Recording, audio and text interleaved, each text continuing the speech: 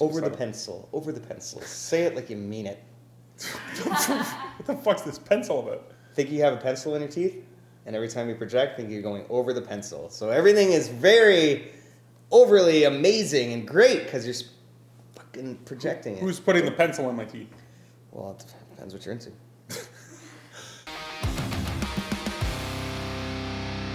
And today we're going to find out, why do people care about Harley-Davidson? What makes those guys tick? And what ticks off the other guys? Yeah, bit of a loaded question. Yeah. What makes the idea and the cult of Harley, like the I was trying to stay away from the word no, but cult, not the first thing not you that went they to. are, but in terms of what it is. The brand loyalty in Harley-Davidson Sure. is insanely high. Yeah. And why is that? Like on the Japanese, you'll get the odd guy who's like tattooed Honda and Yamaha and everything, but not as much as Harley-Davidson. Harley-Davidson by far, in terms of motorcycles, I think has the most aggressive fan base that are just Harley-Davidson through and through. Yeah, and I think that's waning big time now, but I think the idea of that is what creates more and more. Like someone like me, you know me and my history of motorcycles. Would you consider me a Harley-Davidson fanboy? You definitely love it, but you're not on the traditional sense that you're only going to ride a Harley. I think you'll ride anybody. So, in turn, anyone who rides a Harley and likes a Harley and has one is now part of this right? Like if you're in, you're in. And I think the reality is like you don't have to be that way. But do you like being in? No, God, no. Oh, I work for Harley. And I do say this with all, like I for years didn't want to buy anything with Harley-Davidson on it because I was like, no way, like that's the the brand thing, whatever. You don't have Harley-Davidson underwear? No, but then you do, and then you buy like that's a nice hat, and then you buy a hat, and you're like, yeah, whatever, and you just become that not the full tilt. I know what you're talking about, and it's the weekend warriors with the chaps and the leather and the Harley. But you know what? I think the reason that it belongs, like in the long and short of it, why the idea that we have of the quintessential Harley rider exists, is because what we like. It's that movie Wild Hogs, like that brutal. You know what I'm saying? Like just terrible, brutal. Yeah. But like the idea is like these are people. These are traditionally in the last 20 years, middle-aged or almost retired men. For the vast majority of people that are buying these motorcycles at that age group, they don't belong to anything. They're not into anything, and now they get to be part of the hog club, and they get this, and they get an experience that otherwise they never really had, as far as being like just thinking something's cool, and they go all into it. It's like sports fans, you know what I mean? Like they do the same sort of thing for their team, but this is a little bit more steeped in more tradition. But it's kind of funny that you would go to a sports team because that's the only bike brand that I think you can make that analogy. But it's also the biggest bike brand in the world, so yeah. Actually, it's not. Most of the biggest bike brands in the world we don't even get here because they make people in India move around. Sure, fair, but I mean, it's like look at the Toronto Maple Leafs, right? There's like the team that's the biggest team. Yep. And if you're a fan, do or die. You'll go to the Ottawa Senators game with your other jersey on, and it's like, well, you're from Ottawa. Like it's like doesn't matter. I'm a fan. It's fandom is fandom, and I think what's hopefully changing is the idea of the Harley guy, exactly what you think with the do-rag and the leather jacket that says Harley on it and the chaps and the old Softail or something weird. The reality is, in the last 5-10 years, that is way less of the people you see riding Harley than you used to. I'll agree that the outlaw persona has definitely tamed down of the person riding a Harley. Obviously, there is some groups that they're 100% committed to Harley and that are outlaws. We don't need to go talk about those guys. But the average guy buying the bike used to try to look like these guys. I don't think they're trying to do that anymore. I don't think they're trying to do that. That's it. Trying to look like that's what you had to look like to ride a Harley. Now it's not the case, right? At all. Now it's like, oh, you could look like you look like you ride skateboards in Southern California or you ride Dyna. It's like the same look. Sounds fair. Yeah, maybe. I don't necessarily agree, but yeah. So the brand. How did if you go back to any of the muscle cars, the hot rods, anything, what gets those guys fired up and what drives the market crazy on that is people who are nostalgic about it. So a guy was born in 1960 and in 1970 had a neighbor that had a 1969 Camaro. He could be really nostalgic about that. And then when the guy is 15 and 16 and can afford to buy that car, he buys it because it brings him back to a place. But if I'm thinking the nostalgia, the era, the golden era of Harley-Davidson is pre-1945. That's the... No, post-1945, post-war. 100% sorry, post-war. 100% right when they came back from the war. 100% post-war. But here's the thing, and the difference is now, because now you can have people under, let's say, the age of 40 that grew up always wanting a Ninja, right? Like, yeah, but no, but that's a thing, right? Like, because in the 80s, it was like the GPZ, you're like, whoa, the Ninja, the fast bike, that didn't exist before. Liquid cooled, holy moly, like, everything was different. And at the time, before that, it was all Harley. So again, it's like, well, why would you want a Harley? It's like, well, because your granddad had a Harley, and your dad had one, and your neighbor had one, and it was just the bike that when you think about motorcycles, like, if you ask kids to draw a motorcycle, like, Harley-Davidson logo, that logo is like, universally you have to look up. Look, there's a stat, and it's like it's one of the like 8 or 9 most known logos on the planet. Like everyone can draw the bar and shield, and it's like, well, it's because that's quintessential. You don't know anything about motorcycles, you're like Harley-Davidson. Like that's what you're not going to be like, oh, Aprilia. I'm pretty sure I've heard of them. Yeah. Like, you're like, no, you don't know that brand, but you know Harley because they're the brand. And if you've always wanted a motorcycle, and what you think motorcycling is, freedom, this, that, whatever, then you associate Harley-Davidson with that because they're associated with motorcycle. But what are people nostalgic about today? So you say like, okay, the generational thing that, okay, my dad drove a Harley, so I'm going to drive a Harley. But what does a guy your age, what does driving a Harley make you nostalgic about? Or is it not even about that? It's not about nostalgia. So I want to ride a Harley. I mean, and that's a very good question. Why do people still want to ride a Harley? Because they're not nostalgic, right? Do you feel like you're part of something? No. It's more like, honestly, with what I do for a living, with doing this, and it's more like I ride a Harley is now, as my age and my friends are riding Harley, stuff like that, is the opposite. It's more like, oh, why don't you ride one of these cool bikes? This bike's better. This bike's faster. This bike's that. Why not? It's like, because I don't know, I just got my Harley. Because it's almost like counterculture now that it's become so much. So it's come full circle. Because you're not like, if I was like, the chap wearing quintessential Harley rider, you'd be like, well, of course. But like now the young guys are coming into it not because it's like, I don't want to ride.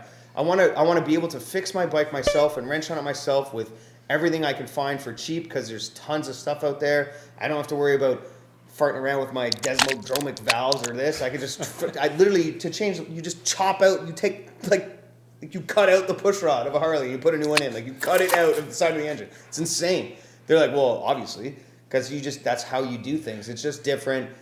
You can wrench on it yourself pretty confidently to do most things on the bike. And I think it's just kind of like, I treat my bike, I've always treated my Harley since I've had one since I was 16, like my skateboard.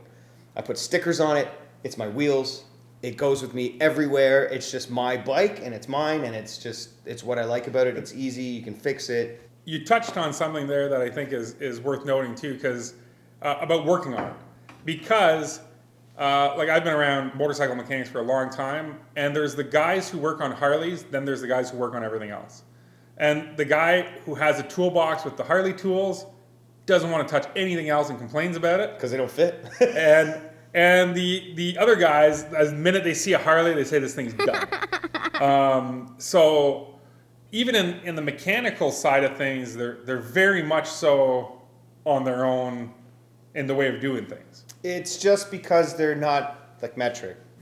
So the tools are... Isn't there just like the United States? There's like 2 countries that use the standard system. Yeah, I'm not getting into yes. There's obviously a bunch of everything would be easier if they're metric, but they're not because they're built in the States, and the States does whatever they want. And you're right, but it's the idea is that like I can confidently, and I'm not a mechanic, like I've never been a mechanic and I've never really, like I can change my own oil. I can take my gas tank off and take my rocker boxes off and I can put a new gasket in and tighten it down to spec like really easily. Like it's not hard to do. It's not very mechanical. It's very simple. There's a billion videos to do it. The draw for you is the ease of workmanship and the now counterculture. The reality is I play guitar because it was cool. What do you do when you're 7, 8 years old? Like you want to be cool. So you play guitar, want to ride a motorcycle, and Harleys are cool. They always have been cool, at least for me. Maybe they aren't. Like, I don't know. But like for me and my dad and my grandpa and my dad riding a Harley, I thought that was cool. So that's what I want to do. I still think other bikes are cool. I own other bikes. Every bike's cool. But I just want one because it's... Which is a different narrative than the traditional Harley guy. Because the traditional Harley guy is Harley-Davidson and nothing else. Yes. So to change the narrative and to say, hey, I'm going to appreciate this brand for what it is, but I love motorcycles. I love Harley-Davidsons. I think that's probably the main difference is that at some point, I don't know when, because I don't know those people, that were Harley only. Right? Yeah. Harley. And I think that anything by itself is ignorant and stupid. No. There's a reason, the Ninja did so well. It changed the game. Like, what a great motorcycle. Holy, that's amazing. But the love of motorcycling and having the choice to ride whatever you want is cool. And I think that's where guys are going. I know guys that I ride with that have an R1 and a Dyna. And they spend more money and have more fun on their Dyna than they do on their Yamaha race bike. You know what I mean? It's just because it's more fun. They're out, they're farting around, driving a slow bike fast, having fun. And they have a fantastic bike, and they're like, it sounds fun. The guys are kind of jerks. They're kind of squids. It's not really cool. Like the scene has just kind of developed into not, there's always going to be bikers that go to the Tim Hortons and that's always going to be a thing, but. Yeah, I think that it's changing, and the cult of Harley of what it is. There's a lot of people still holding on to that old school mentality, and they're slowly getting out of bikes though. They're good. really Let them buy slingshots and spiders. Yeah, that's if you've been a tattooed Harley-Davidson, Harley's the best and nothing else, and you're at the point of your life where you're driving a spider or a slingshot, you're definitely humbling yourself. Because that's going against everything you believe in. Well, Harleys make trikes. No one else does. So yeah. Because they're holding on to every last boomer they possibly can. Yeah. They're running out. They're dying. Boomers are going. But that's why they're trying to get cats our age into it and doing it. And I don't know, man. There's just something about this. I don't know. It's flavor now. The way I look at it. It's like, do you like EDM? Do you like rap? Do you like heavy metal? Do you like punk rock? It kind of depends on what you thought was cool growing up, like Cadillacs and tattoos and Harleys and lowriders. The stuff I listened to and grew up liking in that era, that was cool, and so that'll always be cool for me. But if I grew up watching the movie Biker Boys, which if you remember was terrible. Terrible. But if I really liked that movie, then I'd probably really like a Ninja. Or a Hayabusa. Isn't that the guy who won on that 10-minute race, quarter mile? That was terrible. At least you know the movie I'm talking about. I know exactly what you're talking about. But yeah, it's the Ninja in Top Gun. Yeah. Right? Classic. Yeah. The classic, and it changed the game, right? That was holy Christmas. That was the bike for all the young kids coming up into it. And I think that it's been so much like that the younger generation now looks at the sport bike kind of guys, and you got to most of those guys, them now. They're aging out. They got more money than brains, half these guys, and they're all sport bike. And they're the kind of new Harley guy. They're kind of squiddy, really kind of whatever, man. If you don't go to the track, you don't ride bikes. It's like some guy just wants to spend $5,000 on a Sportster and have it for a year. You know what I mean? Let him. Who cares? It's fun. It's loud. But which is kind of crazy because you're talking about you shouldn't put any of the bike guys in a box. If you're riding a bike, you should be enjoying it. Traditionally, that was exactly the opposite of the Harley guys. You're absolutely right. So you're either the new generation of Harley rider, or you're just not in line with the Harley riders. Which one do you think would be more true? I don't think that the idea of I really think the idea of the Harley rider that needs to be put to bed. That exists in movies, and it exists in the reality of the riders now the vast majority are not like that. They're not the guys you think. They're not, and if they are, you're never going to see them. You're never going to ride a bike with them. You're never going to see them out at the dealership. Like, these people are not going to affect you in any way, shape, or form. If they want to buy their Harley and go ride it with their friends, they will, and they don't affect you. The guys that you're seeing that are riding Harleys, well, why do you ride this? Why do you ride an Aprilia? Why do you ride a KTM? Like, those guys that are coming out that are riding Harleys are now part of the bigger scene, and have, like, who's this idiot? Like, wow, this guy must just be like all the other Harley guys we know, and it's just not the case anymore. Well, every once in a while when you're riding your bike and you pass other groups of bikes, just a second, and definitely you can tell the demographics older. There's two things that I've noticed with Harley riders that I find laughable. So if there's a group of 10 old dudes and 8 of them are driving Harleys, whatever two other bike, whether it's a Goldwing, a Kawasaki, anything, they're at the back. Only the Harleys are in the front. If you're in a group that is majority Harley, the other brands are not allowed to be in front. That is kind of a weird thing. I would love to just get my KTM in the middle of those guys and just fuck with them. And then the other thing is you get the Harley guys, which I'm a friendly guy. You're not a friendly guy because you don't wave to people. I love waving to everybody. So I wave at people, and then the Harley guys only wave to other Harleys. I do wave at people, but I feel bad. Like, I know if I miss a wave, then it's like a thing because I'm on a Harley, right? So it's like, whoa, you're that guy. But it's... Well, you got two things to explain here. So I understand the wave thing. The reality thing about the wave is it's like, if I can and I'm like riding someone, like, cool, like I'll drop a finger, whatever. It's just a wave. I do it way more than I probably should, and way more than most guys do.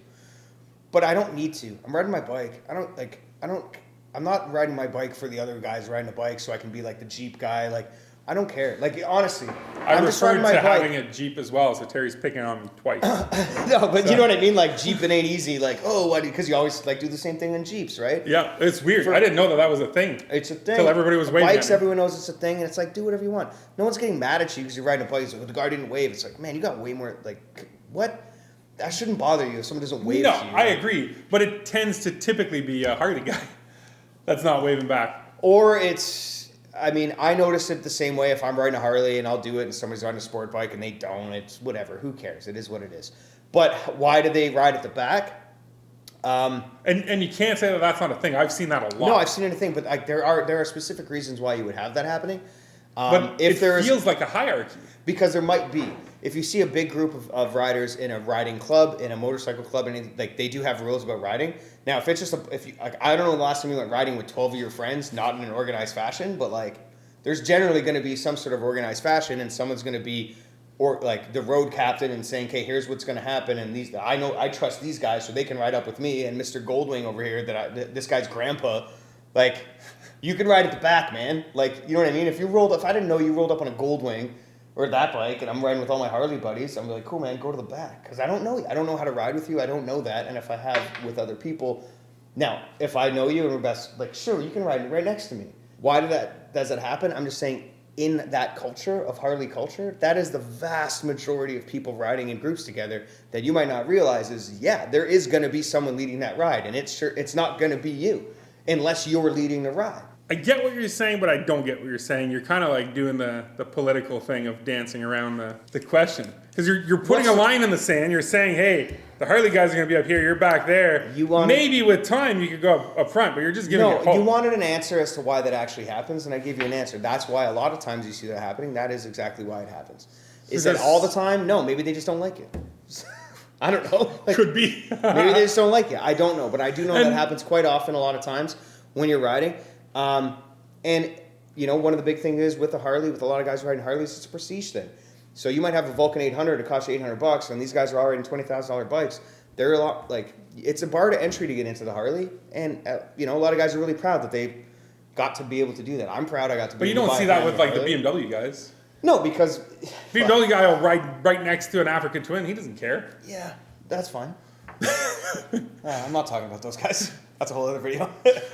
The one thing I could deduct from what you're saying without trying to throw you in any direction, I think what you're kind of saying is the like-minded people who end up riding together, that one of the guys ride Harleys, that group of buddy gets it, and for the most part, they're all riding Harleys anyways. And that's why you're seeing the Harleys together. Possibly. I think that it's mostly just like you're asking the questions that I don't really have answers to because there isn't really an answer to it. You're the like, expert. Why? Terry. Like, why is there a cult? It's like, why do these guys do this? Why do these guys do that? I'm like, well, here's why I think they do, and you're like, well, that doesn't make any sense. It's like, okay, well, it doesn't make any sense. And the way I've always ridden with everyone all the time in different ways. I don't know. Most of my friends just ride Harleys because most of my friends are really cool. So you're cool if you ride Harleys. Not really. Yeah. You're broke. And you ride a dirty old 90s Evo that's broken half the time. So, well, there's something said for a chain drive Harley. I think there's a allure to that. Yeah, because they're broken all the time. Yeah. So the parts shop. If you see one on the road, it's pretty amazing. But the big thing we could take from what we're talking about is that the culture is changing. It clearly is, because I mean, I don't associate with the culture that like you're at, like the questions you bring me. I'm like, that doesn't seem like the quality I know. You don't fit the description of what a typical Harley driver you would picture. Yet you are definitely an avid Harley-Davidson fan. Yeah, but which is good. I own multiple bikes of multiple brands, and we could do this kind of conversation on Kawasaki over Honda. Like I love Cowies. I'm a Team Green all the way, and I can have the same things. It's just But if you could only own one bike, only own one motorcycle. Only one motorcycle. What is it? Oh boy. Really? Actually? Just one. Just one right now? Yeah. R1250 GS. I would. R12. Whoa. Yeah, I would. That's a completely different direction. I know. Because it's that good. And don't tell me it's not that good. No. I agree. That's one bike, stock forever.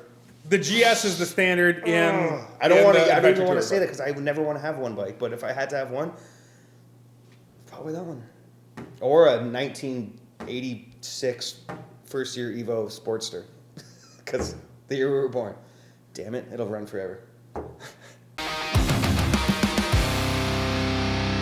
So if you wanted to know what Harley's all about, we didn't answer it. So go watch something else. I'm Jeremy from Pink Orange. This is Terry. So like, subscribe, comment, do all that stuff. And thanks for watching. You didn't learn anything. Go away.